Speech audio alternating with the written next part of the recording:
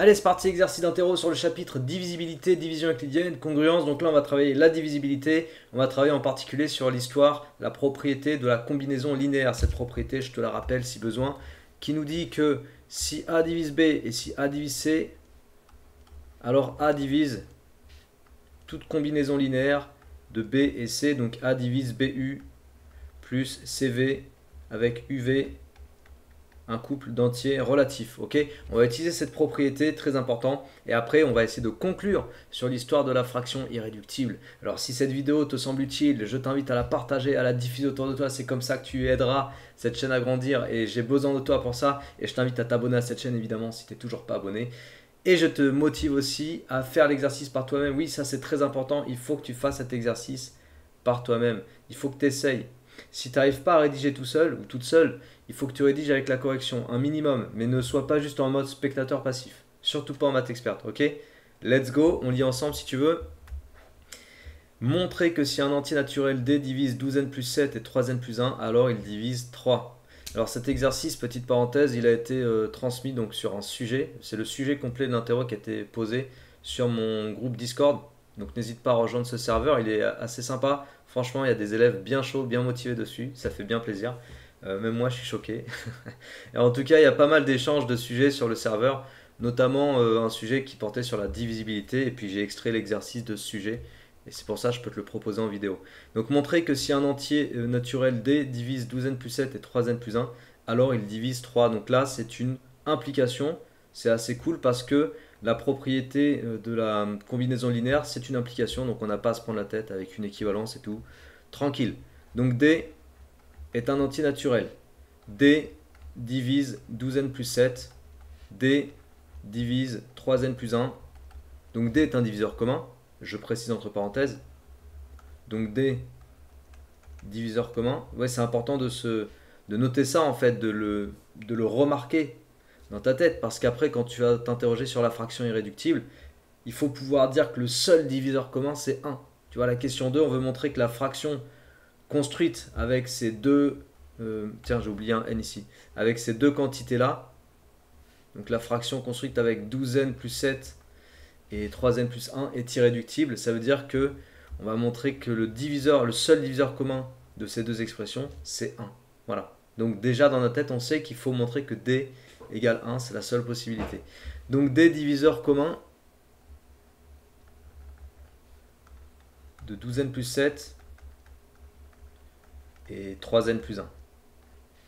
D'accord. Donc là, je vais écrire que D, dans ce cas-là, divise toute combinaison linéaire de ces deux expressions. Et moi, je vais chercher une combinaison linéaire qui va donner 3. C'est le but de la question 1. Il faut trouver que D divise 3. Pour faire sauter les n, tu vois, 3n, si je multiplie ça par moins 4, ça va me faire moins 12n. Donc 12n moins 12n, yes, ça va. Et après, 7 plus 1 fois moins 4, ah bah tiens, ça fait 3. Donc c'est cool, on a la combinaison linéaire. D divise 12n plus 7 fois 1 plus 3n plus 1 fois moins 4. D'accord? Donc tout l'intérêt quand tu travailles sur l'histoire de la combinaison linéaire, c'est d'aller trouver la bonne combinaison pour obtenir le truc que tu veux obtenir, bien sûr. Alors on développe pour vraiment montrer qu'on obtient bien 3 à la fin. 12n plus 7 fois 1, ça fait 12n plus 7. 3n plus 1 fois moins 4, donc ça fait moins 12n et moins 4. Donc 12n moins 12n, ça dégage, et 7 moins 4, 3. Donc, voilà, on est bien sur l'implication D divise 3. Donc D divise 3, D est un entier naturel. On nous l'a bien indiqué dans l'énoncé. On va aller regarder les diviseurs de 3. Or, les diviseurs de 3 sont moins 3, moins 1, 1 et 3. Ça veut dire que si D divise 3 en ayant D antinaturel, les seules possibilités, les seules options pour D, c'est D égale 1 ou D égale 4. Donc D égale 1, je vais écrire or D appartient aux antinaturels, je le remets ici.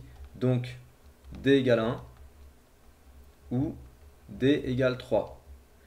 On va vérifier, comme on a dit dès le départ, on a vu l'histoire de la fraction irréductible dans la question 2. Donc on s'est dit dès le départ, j'en ai parlé un petit peu plus tôt, que forcément il allait falloir montrer que le seul diviseur commun c'est 1. Ok? Donc ça veut dire qu'a priori d égale 3 n'est pas possible. Cette option-là n'est pas possible. Donc on va vérifier pourquoi cette option-là n'est pas possible. On va considérer que d égale 3. Regarde ce qui va se mettre en place, regarde ce qui va se passer. Si d égale 3, alors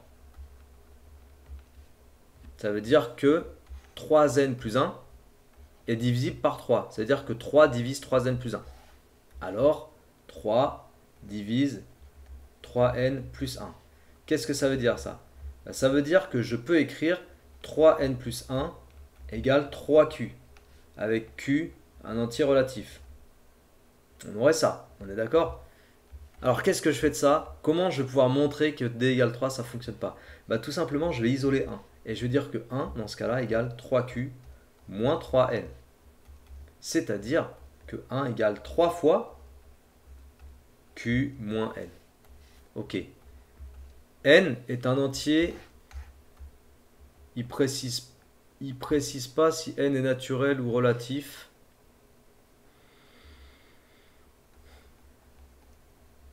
Je propose de le poser entier relatif. Ouais, entier relatif, ouais. Normalement, ça devrait être précisé. Bon, n est un entier relatif. Q est un entier relatif, ça moi je l'ai précisé ici. Donc Q moins N est un entier relatif. Q moins N appartient à Z. Ça veut dire, si j'ai 1 égale 3 fois Q moins N, ça veut dire que 3 divise 1. Ou que 1 est divisible par 3. Mais 3 divise 1, ça c'est impossible. Ok, 3 ne divise pas 1. On est d'accord ou pas? Seul diviseur de 1, c'est 1 et moins 1. 3 divise pas 1. Donc 3 divise 1, c'est impossible. Donc si on arrive sur une contradiction, ça veut dire que la proposition de départ, d égale 3, est impossible. Donc je le conclus ici. Parce que d égale 3, ça m'amène à une contradiction, je le répète. Elle est ici, 3 ne divise pas 1. Donc si ça m'amène à une contradiction, d ne peut pas être égal à 3. Donc d égale 3 est impossible. Voilà ce que je dirais moi sur cet exercice. J'ai pas la correction officielle, mais moi c'est comme ça que je résoudrais cet exercice en tout cas. Voilà, donc si d égale 3 est impossible, on avait deux possibilités, d égale 3 ou d égale 1. d égale 1, on peut la vérifier si tu veux. Si d égale 1, si d égale 1, alors ça veut dire que 7n, non 12n plus 7, ou que 1 divise 12n plus 7, mais ça c'est vrai, et 1 divise bien, c'était quoi, 3n, 3n plus quoi? J'ai oublié, 3n plus 1.